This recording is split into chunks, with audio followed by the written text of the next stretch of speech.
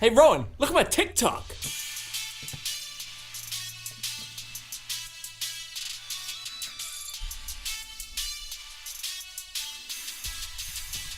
Adam's just showing me a TikTok and I f***ing hate it. What do I do? You could try and give him a compliment sandwich. What's a compliment sandwich? So you give him a compliment, and then you give him some constructive feedback, and then you end it with another compliment. So positive, negative, positive. Yep, you got it.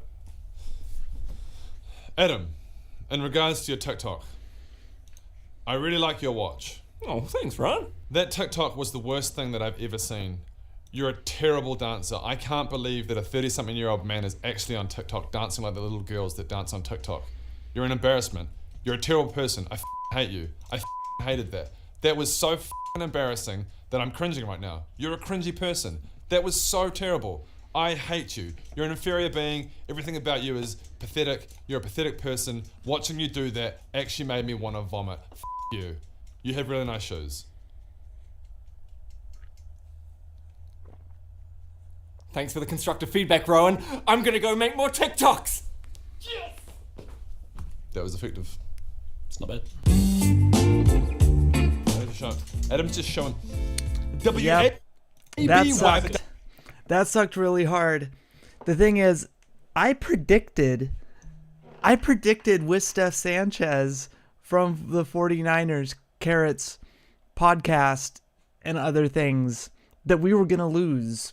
I predicted that it was going to look kind of like that, but I didn't predict that it was going to look like that. I didn't think that we were going to play that bad on offense. What in the fuck was that? What in the fuck was that? We're going to get into that. I am going to try to be nice. I'm then going to be brutally honest. And then I'm going to try to be nice. We're going to do a compliment sandwich show today about how the Seahawks suck so hard. They suck so hard. And we're going to talk about why they suck so hard today on First Kick Seahawks, the show where we prepare you for the first kick of every play by game day. If you are interested in supporting the show, you could like the show. That helps with analytics. You could subscribe to the show. We're trying to get to 300 subscribers by the end of the year. It might happen, might not. And if you would really like to help the show, you could always buy me a coffee. There's a link to that in the description below with all of the other fun stuff that we're going to be covering today. So let's start with the obvious compliment of the day. We got a rookie head coach. And a rookie head coach that had to play 3 games in, I guess it was 11 days. Everyone kept saying 11 days. My dyslexic mind thought it was 10 days. I thought that's how math worked. It's 11 days. Any team having to play 3 games in 11 days is actually absurd. Somebody needs to call the NFLPA, and I'm sure the Seahawks front office is probably having that conversation with them today, talking to the NFLPA, whoever's involved with scheduling. Hell, they probably already had this conversation with them. I can't get my hair right today. About how playing a Monday game, then a Sunday game, then a Thursday game is not all right. The only way that schedule could have been harder is if one of those games, like the Sunday game, was played in London or Germany, right, or Mexico, or apparently Brazil. That's the only way that the schedule we were just given the last 2 weeks could have been any harder. Or like we played a game in fucking Seattle twice, right? If that was in New York as well, that could have been harder. Yeah. So like rookie head coach having to prepare for Monday Night Football. First time ever. That's unique. Then he has to bounce back on a short week against the Giants. That's a first time for him. And then he has to prepare for another short week against, his rivals. on Thursday Night Football, that's a first for him. And in each of those games, it's not like his offense was stagnant. His offense was putting up points. It just didn't go well in a lot of different ways. Specifically turnovers. I didn't look at this before. What are the final scores for each of those 3 games? Let's see. We put up 24 points against the 49ers, 20 points against the Giants, and then 29 points against the Lions. And in fact, we've never had under 20 points all season. Denver Broncos are looking to be one of the better defensive units in the league. You know, it's just one of those things where we have a rookie head coach and the separation is in the preparation, per Russell Wilson. And I talked about this all offseason about Mike Macdonald. How is Mike Macdonald going to prepare the team for the season? Pete Carroll, his big thing was we're going to focus on the back end, preventing big explosives. They might nickel and dime us underneath, but we're not going to get beat over the top. We're going to have good fundamentals. And at the start of the season, Mike Macdonald had this team ready to go, like those first 3 weeks, really good fundamentals. The last 3 weeks, when the schedule was weird, our fundamentals went kaput. And that might just be because Mike Macdonald was thrown off of his schedule. He might not be familiar with leading a team, and so it was a learning experience for him. So good on him for having the team continuing to compete, because against the Giants, he almost took it to overtime. Against the Lions, if it wasn't for a DK fumble and a few other things, like Geno Smith throwing a pick at the end of the game, we could have brought it to the Lions.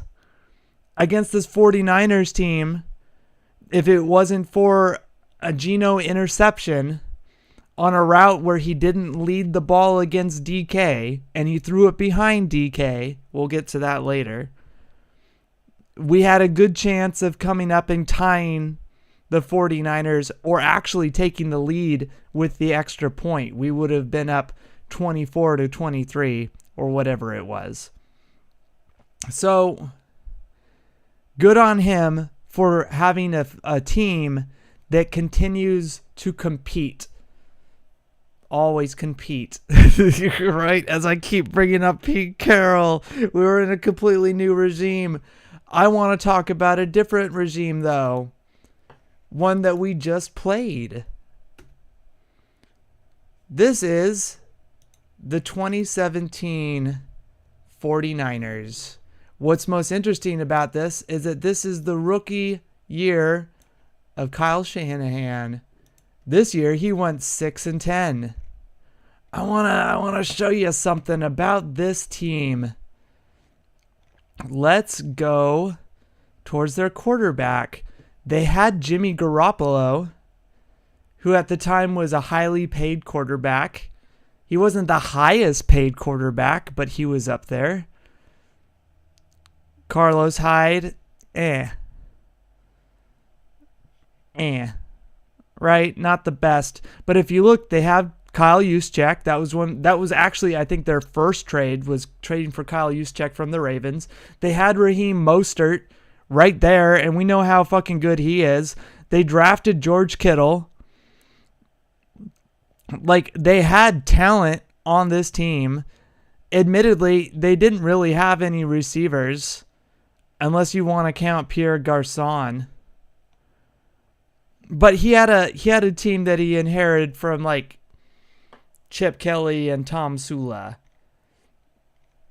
Let's go to their defense. Who did they have on defense? Well, they had DeForest Buckner.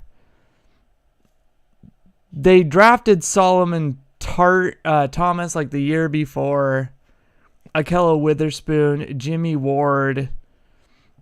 Man, remember Tank Carradine, right?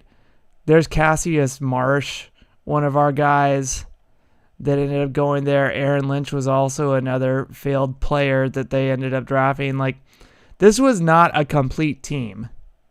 But you can see that there were pieces that they had brought in. Like, say what you want about Jimmy Garoppolo. He took this team that went 6-10 to the Super Bowl. What happened after this 6-10 team? They went 4-12.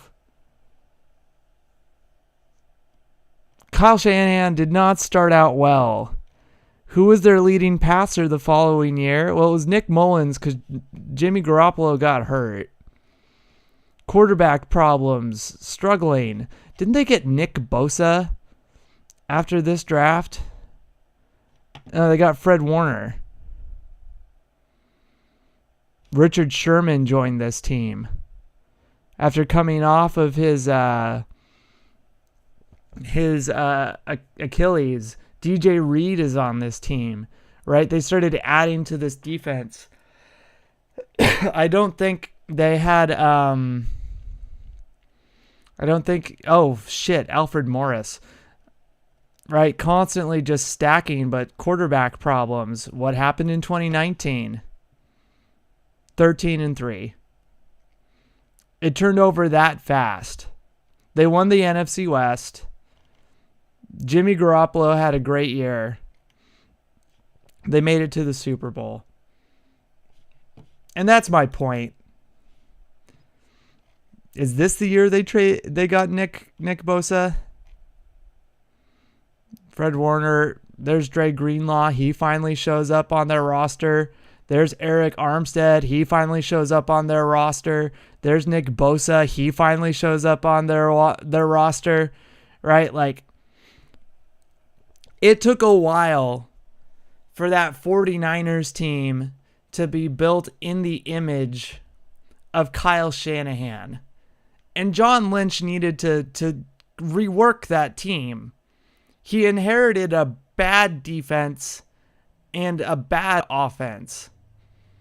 Now, Mike McDonald, he inherited a good offense with a bad offensive line and a quarterback who's only had a year and a half of good quarterback play in his entire career. Yeah, a year and a half. You heard me, Geno Smith fans. And I'm a bit of a fan myself. On the defensive side, this defense has not been good in a long time. He inherited Julian Love, who had a Pro Bowl year, who'd never had that type of season till he went to Seattle. He inherited Rick Woolen, who had an amazing rookie season, troubles his following year because of injuries. Devin Witherspoon, who's the 5th overall pick, and then a bunch of nothing. On the front end, he inherited Jerron Reed, who looks okay. Jerron Reed's not the reason we're losing games. He inherited Leonard Williams, who looked amazing against the 49ers. Not the reason we're losing games. Boye Mafe, who's playing injured, looked okay against the 49ers. Not the reason we're losing games. Dariq Hall, who it's his sophomore year, looked okay playing injured. Not the reason we're losing games. You know why we're losing games? Because our safety play is bad. Because we had no Trey Brown, no Woolen. Artie Burns came in and was looking amazing till he got hurt. And then we had to move Kayvon Wallace, our backup free safety, into a corner spot. And Kayvon Wallace started getting cooked. We have Rayshawn Johnson. We have Rayshawn, for some reason whose last name is eluding me. It's probably Johnson. That sounds like a cool name. At free safety. And if you watched one of my videos at the start of the season, I said we should have brought in somebody to compete with him because I thought he was a second string free safety. But Leslie Frazier said we're built from the defensive line backwards. So we have Julian Love, who's good. We have our corners who are good when healthy. Trey Brown looks eh. He was always supposed to be our third best corner anyways. And he's played like the third best corner. And then he got hurt. Nehemiah Pritchett looks great. Nehemiah Pritchett was not the reason why we lost this game against the 49ers. But Jerome Baker is as advertised. He was never healthy with the Dolphins, and he was always a middle-of-the-road player. You know why he was brought in? Because we didn't want to play Jordan Brooks, who had 180 combined tackles last year, who had an injured season because he blew out his patella, had a cadaver's knee put in to replace it, and then came back and looked amazing. Not amazing in pass coverage, but you know who looked amazing in pass coverage with that Clint Hurt defense? Absolutely nobody. You know who looked amazing with that Sean Desai defense? Absolutely nobody. So is that a Jordan Brooks thing, or was that the whole reason why we got rid of the Pete Carroll regime to begin with? Jordan Brooks at the very least could tackle. Jerome Baker was not brought in because he could tackle. He was brought in because he was good enough to play inside linebacker, and we didn't have to pay him top dollar. That's a John Snyder thing. So our defensive front, good. Not the reason we lost. Apparently, we got 28 pressures against Brock Purdy. Didn't look like it, but when the guy's getting to step 7 and eventually pressure's getting into his face, I guess that's how they're counting pressure. It's a difference between getting pressure within 2 seconds and then Nick Bosa in your face in 0.6 seconds because he's going up against Stone Forsythe, and then Charles Cross apparently cannot beat him. That 49ers offensive line is coached really well. You have rookie offensive line coach Scott Huff from the Huskies, and he has coached this offensive line to play like trash. People are saying, well, Connor Williams, one of the reasons why the Dolphins didn't want him is because he would always snap the ball high. But that's not the reason why we're losing these last 3 games. It's not because he occasionally snaps the ball high, which he has been doing. It's because he's getting beat one-on-one. They're having communication issues with the guards. Whose responsibility is it to teach communication and to get the offensive line ready for a pass rush? It's Scott Huff. It's not Ryan Grubb. Now, our screens with the offensive line are actually looking really good. That's Brandon Nugent. Brandon Nugent, our assistant offensive line coach, has looked great. He was brought in to work with the screen game. But as far as stopping the pass blocks, as far as teaching the run game, that's Scott Huff. He was brought in because Ryan Grubb has this offensive genius type of mentality that was brought in from UW, where he has Geno Smith passing over 50 times a game, getting under 300 yards passing per game, which if you're passing over 50 times a game, you better be hitting over 300 yards, sir. But the offensive line coach is not cutting it. You can say what you want about Laken Tomlinson. Anthony Bradford looks solid in preseason. You can say what you want about him. Stone Forsythe, we never thought was going to be good. Of course, your third string tackle is not going to look great. But Charles Cross is getting worse by the week. Connor Williams was never this bad with the Cowboys, and he was never this bad with the Dolphins. And some of these plays are just basic. Our play action rate is the lowest in the league, and it's not particularly close. Our passing rate in neutral situations is the highest in the league, and it's not particularly close.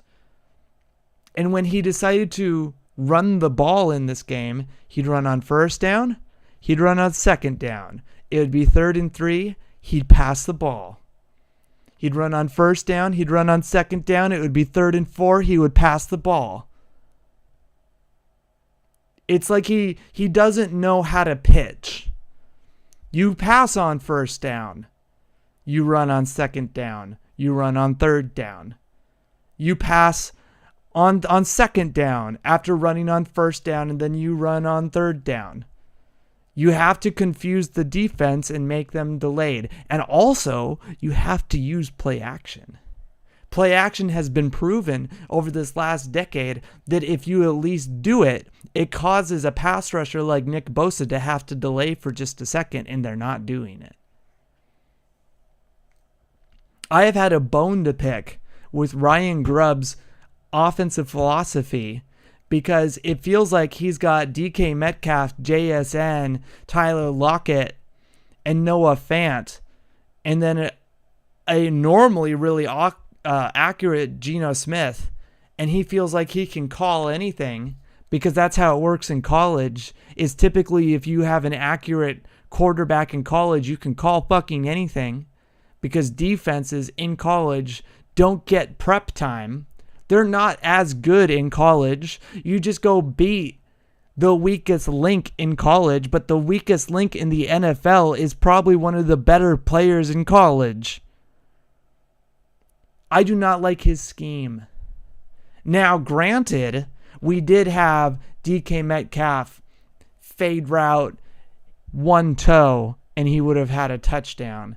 DK Metcalf running a vertical, and if it wasn't for Kenneth Walker shuffling like he's doing the electric slide for some reason, I don't know why he kept shuffling, it would have been a DK touchdown for like 57 yards or what have you.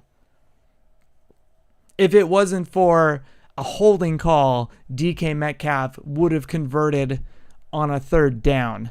There was a few really good DK Metcalf plays that were like this close, right?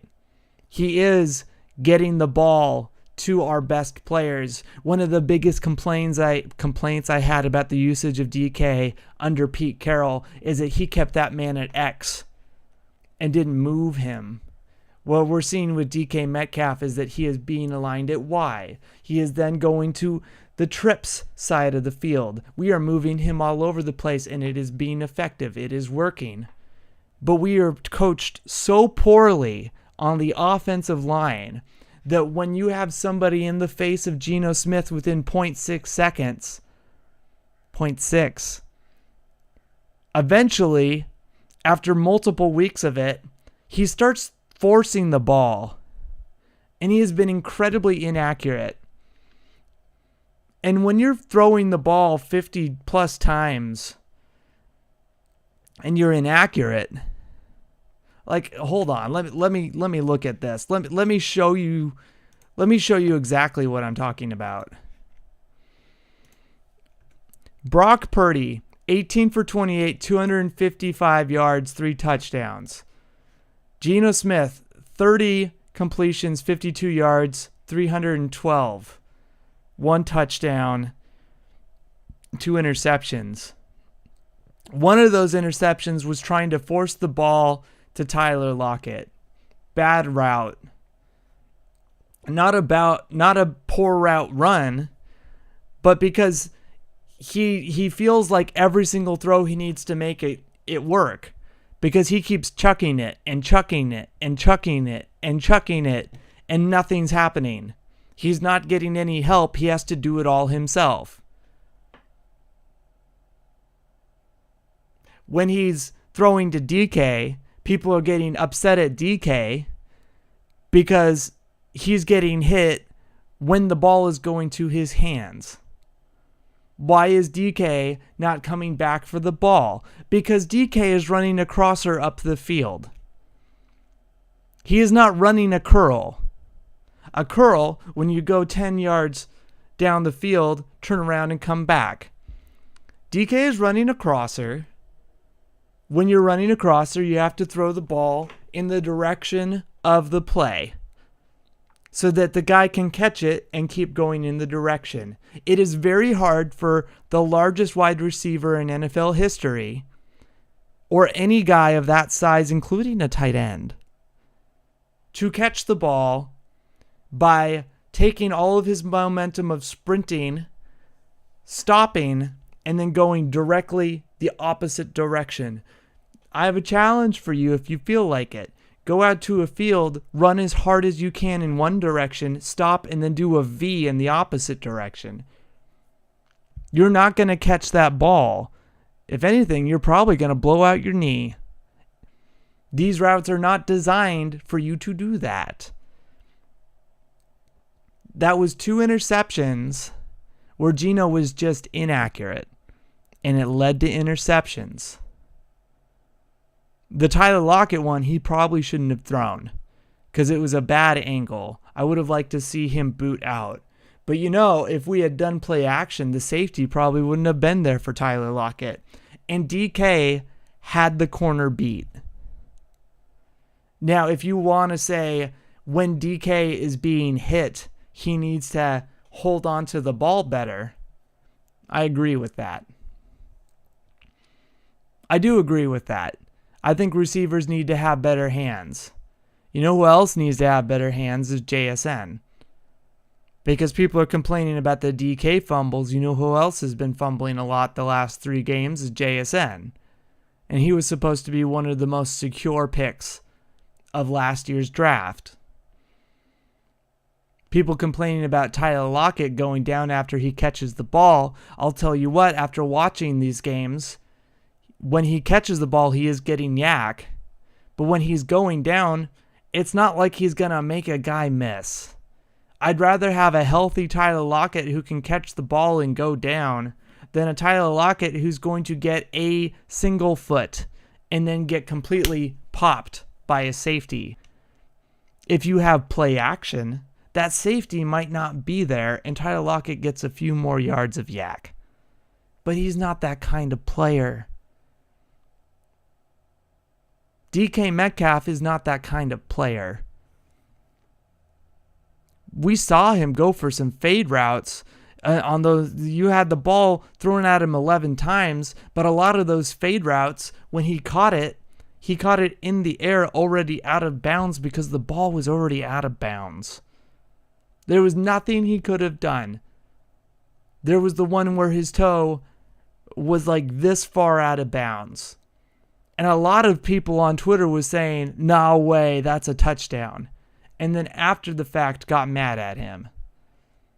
It's just what happens when you throw a fade route in the corner.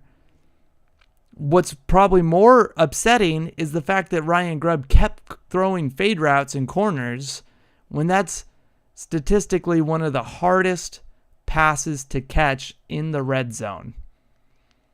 How about you run the ball in the red zone when we're really good at running the ball in the red zone? How about you use play action when statistically play action has been really good at the NFL level? It delays a defense just that much. When your quarterback is throwing over 50 times a game in 3 weeks, you know what's probably going to happen? His arm's going to get tired. And then when he tries to attempt a deep pass to Tyler Lockett in the corner, it might be inaccurate and it might get picked off. We started off really well running the ball. You might say, well, Camden, my girl, 14 carries for Kenneth Walker, 32 yards, 2.3 yards, an attempt. That was without play action. Zach Charbonnet, 5 carries, 20 yards. 4 yards an attempt. Not a lot of those were going to the outside. You have Nick Bosa, who is teeing off on Stone Forsythe. And you have Fred Warner playing out of his mind all year. But when we did that, Kenneth Walker got a touchdown. It did eventually lead to a Geno Smith touchdown, and it drove us down the field to where DK Metcalf almost got a touchdown. He was a toe away. It's not necessarily about the yardage. When you look at the 49ers, you have Isaac Guerendo or whatever. He had 10 carries for 99 yards. That looks scary until you realize one of those was for like 70. So he had 9 carries for like 29 yards. I think that's how math works. 39 yards. Something like that. 29. Jordan Mason was the big problem. 9 carries for 73 yards, 8.1. And then he went out. It could have been worse. I said during the Steph Sanchez guest appearance that the biggest problem we have on defense isn't our coverage, it's the missed tackles. We've been averaging about 10 missed tackles a game, and we fucking did it again. Jordan Mason it wasn't like he was doing a little shift. It wasn't like he was showing some Barry Sanders things out there or Christian McCaffrey things out there. We were just straight up missing guys. That last play where the 49ers secured the win, it wasn't like the running back did anything crazy. It was all blocked up. The safety just needed to get in there and tackle. He under-pursued. The guy ran right by him. Touchdown. We are so bad at tackling. When the first 3 weeks of the season, first 3 preseason games, perfect. Perfection. A damn meme at how perfect we were at tackling. What happened? You have Leslie Frazier, Hall of Famer. Kirk Olivadotti, one of the best linebacker coaches in the last 20 years. And then Aiden Durd, rookie defensive coordinator. Is it Aiden Durd? I don't know if it's the play calling. Our guys aren't finishing the plays. Is it Mike McDonald? Well, he's not known for being that type of coach. He's being known for being a play caller. So is it that he shouldn't be a head coach and he should be a play caller exclusively because he's not getting his team ready to go by game day?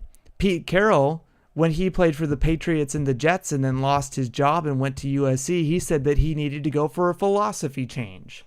He needed to reconsider how to coach up players because he did not realize that there was a psychological element to the game. You can scheme left and right all you want, but if you don't get players emotionally and psychologically ready by game day, they're going to fail. They're going to try too hard, or they're not going to try hard enough. People are upset about the DK body language on the sideline, but last year they were too upset about DK Metcalf being too hot-headed. DK Metcalf doesn't look like he's having as much fun as he did under Pete Carroll, and it's probably because he went from a lackadaisical coach who was trying to make players feel like it was their team to a hard-nosed coach who's going to make you feel like you need to be disciplined into being a good player. Why not both? I don't think Mike McDonald has learned that lesson yet. It is his first year as a head coach. He is a 37-year-old kid. Yeah, I call him a kid because he has been a defensive coordinator for a few years. For a while there, he was going to be an accountant till John Harbaugh called him in. He is a perfectionist. That is why he is a good defensive coordinator. He spends his free time breaking down tape and then he calls good plays. That does not necessarily make him a good coach.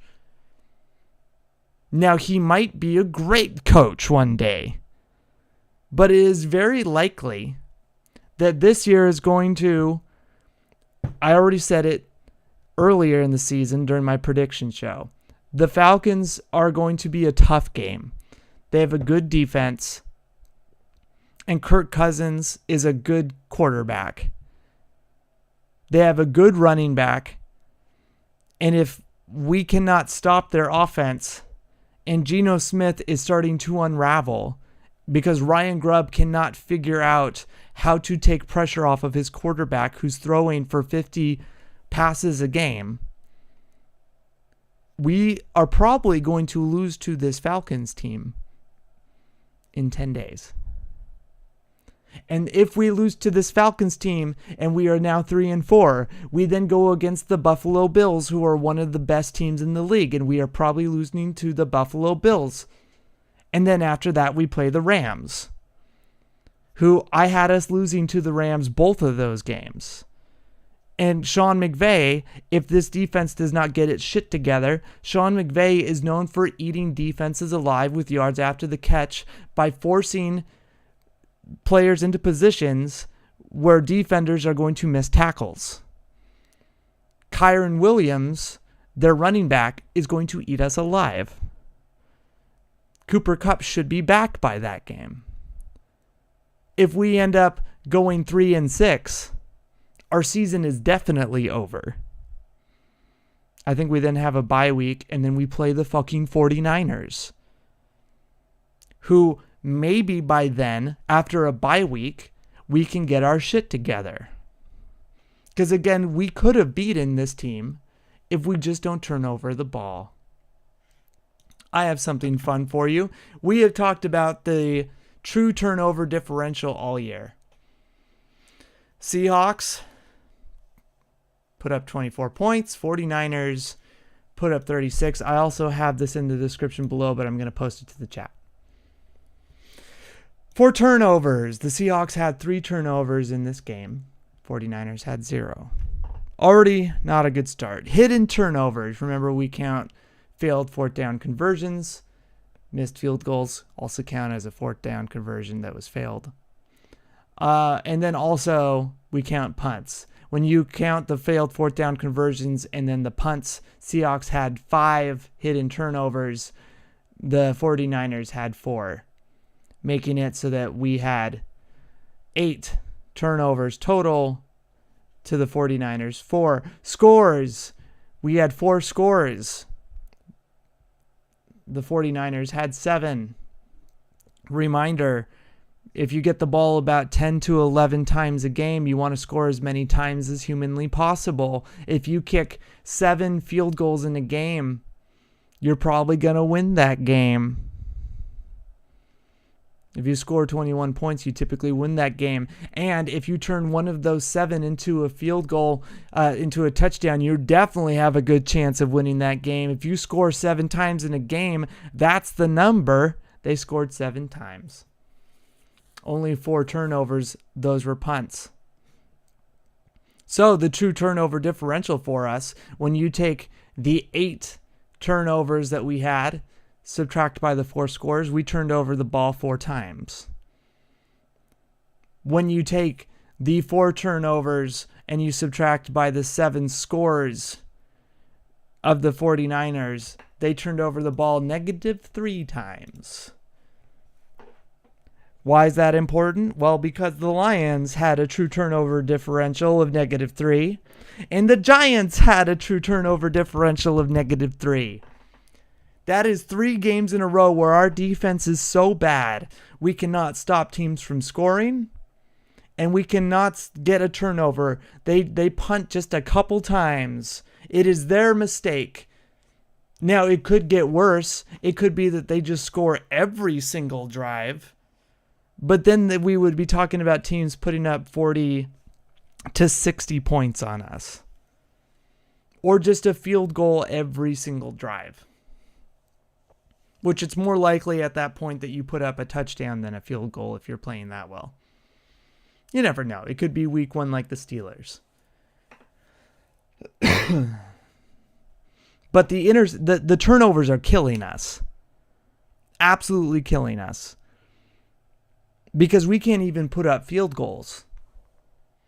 If you're not even putting up field goals, You cannot stay in competition and you're letting the other team continue to score on you.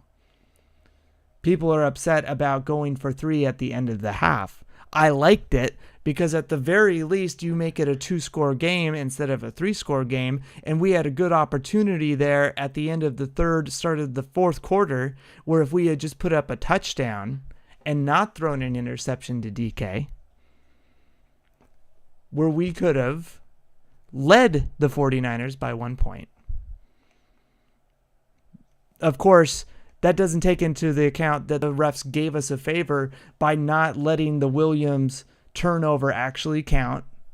We did have the turnover on special teams earlier with Chenault, which was unacceptable, which he did make over with a touchdown by charging down the field. But these turnovers on special teams, unacceptable. That's like the third one all season. These turnovers by Geno Smith, the batted passes, that has to do with the offensive line and also the lack of play action. That can be directly connected to Scott Huff and Ryan Grubb. Geno Smith used to have really good footwork, and by year 3, his footwork is going to shit. One thing that's really good about Geno Smith is that he's able to dodge pressure, keep his eyes downfield, and deliver the ball. And dodge pressure he has. Now, credit to the offensive line for not being a completely revolving door. But part of that has to do with the quarterback staying within the pocket and making the pocket work. Russell Wilson would do his little fucking loop-de-loops, and it would be a disaster. It didn't matter who the offensive line was. He was always going to break the pocket apart. Geno Smith at least stays within the structure of how a quarterback is supposed to move his feet. And it makes things a lot easier for everyone. So credit to him. It can get better. It can get better. Offensive side, we're running the ball really well. If we continue to run the ball well, and if Ryan Grubb figures out, hey, play action's a thing, we can get better. If we stop turning over the ball in stupid ways, it can get better. The biggest thing is Kyle Shanahan has already learned from the 2017 and 2018 season how to overcome adversity. Mike McDonald, this is his first time as a head coach experiencing adversity. And also learning how to be a head coach. And also learning how to be a leader. How is he going to coach up players? Well, luckily he has Leslie Frazier and the rest for that. Thank God for that. If he had Clint Hurt and company, it would be worse. It would be considerably worse. Which is weird, because how could it possibly be worse? Well, we'd be giving up 500 yards. Do you know who had 500 yards the other day? Kirk Cousins. Get ready for that. We're playing against a quarterback who, I think he might be the only quarterback in the league this year who had 500 yards passing. That's exciting. But it could be worse. And this is a year where if your expectations were high, it was because you assumed that Mike McDonald was going to be ready to go day one. And also probably because you disrespected Pete Carroll a lot. Pete Carroll was able to take a bad player and make him outperform what he was. Unfortunately, because he had bad coordinators and coaches underneath him, he would make a good player, and the good player would underperform what he was capable of. And that's why he lost his job. Also, his messaging just got old. John Snyder has not had a chance to build a team with high draft picks since last season, which Charles Cross and Devin Witherspoon. But what can be said, though, is that this year his draft picks have not performed the way that I would expect. I mean, Christian Haynes has not gotten a lot of chances. He and Anthony Bradford are rotating, and we can't tell which is better. One is good at one thing, one is good at the other thing. And it could just be your offensive line coach sucks. So is that a John Snyder thing? Or is that a Ryan Grubb thing saying, yeah, bring my boy up with me? I'm not so sure. What I would like to see from John Snyder this offseason is to fix the linebacking core and then actually compete at free safety. Our defensive interior, though, is fucking old right now. Jerron Reed, getting old. Leonard Williams, getting old. Jonathan Hankins, old. But we do have Byron Murphy who's injured, and he's expected to come back eventually. And when Byron Murphy was in there, our interior pressure was looking pretty good against teams. Granted, it was against Bo Nix, Brissett, who's been benched, and Skylar Thompson, who's really bad. But we could get better in a lot of areas. We just need our head coach in particular and our offensive coordinator and O-line coach to just kind of grow up. And that's going to take time. So there's your compliment sandwich. Kyle Shanahan also started poorly, and his team needed to be built around his identity. We played really fucking terrible the last 3 weeks, and it all unraveled today. But also, it wasn't fair that we played 3 games in 11 days. And the NFLPA should be ashamed for that, or whoever set the schedule. That's not okay. But also, we have a rookie head coach who's never been in a leadership role before, who then had to overcome Monday Night Football, playing on a short week on Sunday, and then playing on a short week on Thursday, with injured players never knowing who's going to be ready and what have you. We'll figure it out. It's just looking like it's probably going to be next year, 2025. The question then becomes, what do you want to do with DK Metcalf? Do you want to extend him? Do you want to extend Geno Smith? People are saying, well, he's played great the first few weeks of the season, the first quarter of the season. Kind of.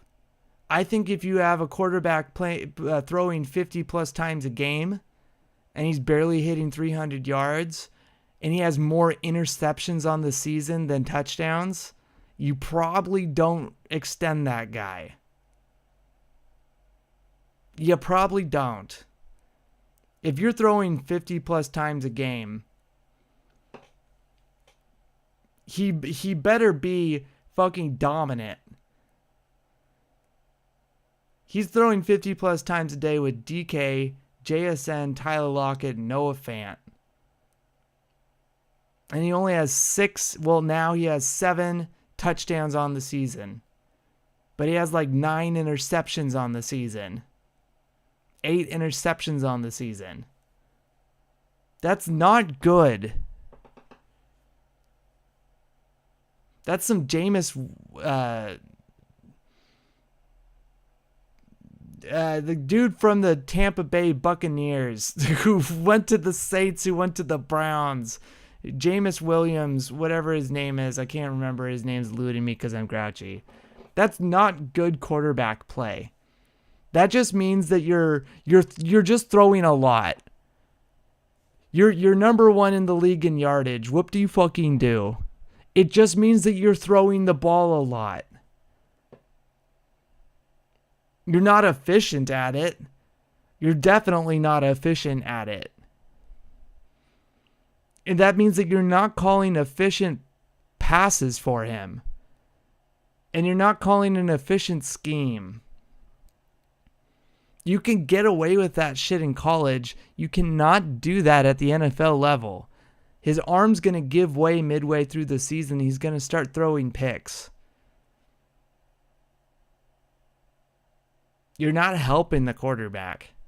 I was never sold on the Ryan Grubb fucking play calling. You know what happens when you throw 50 plus times? When you throw to your best receivers like DK Metcalf and JSN and Tyler Lockett, defenders are going to see it and they're going to break on the ball and hit your best guys and they're going to drop the ball. You want DK to catch those passes? I get it.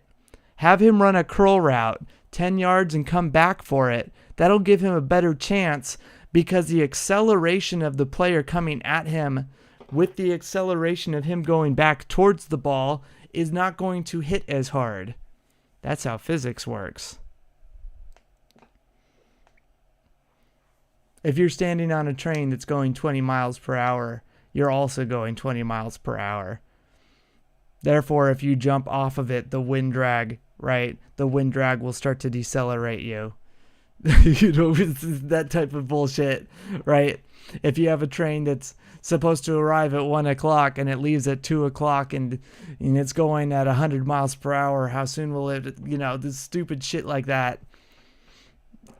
But if you just have a guy running a crosser or a vertical over and over and over and over again, or a corner route, and you just keep chucking the ball into the same areas of the field, defenders are going to and just hit your guy.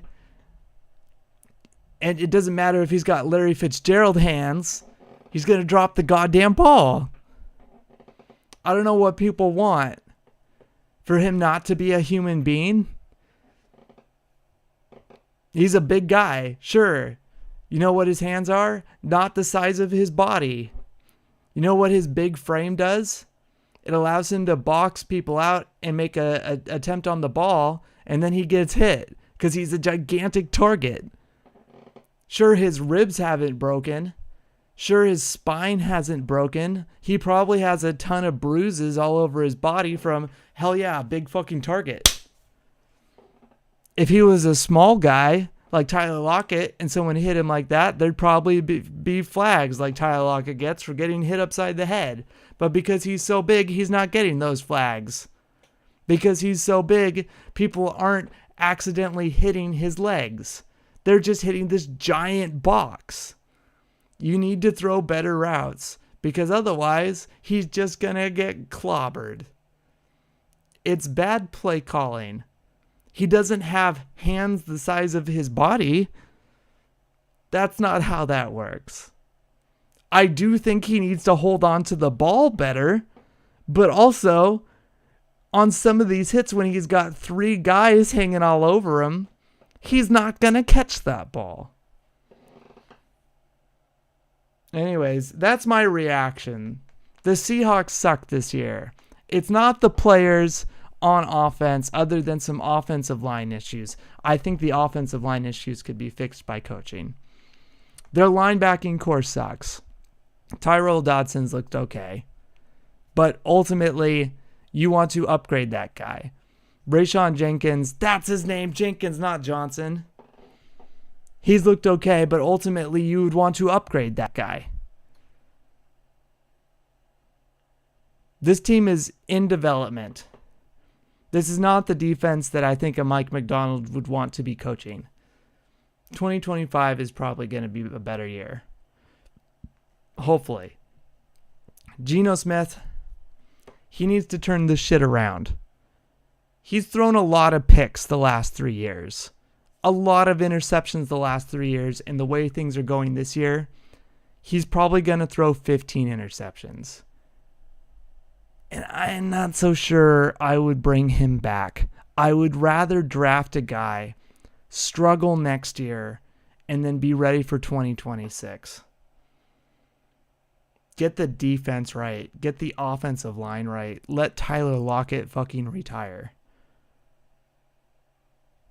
That's not fun to talk about. We're in a rebuild. When you get a new head coach, you fucking rebuild. It's not like Sean McVay where he inherited a first-round pick quarterback, a top 5 pick running back, Andy Whitworth at left tackle, and a good offensive line group.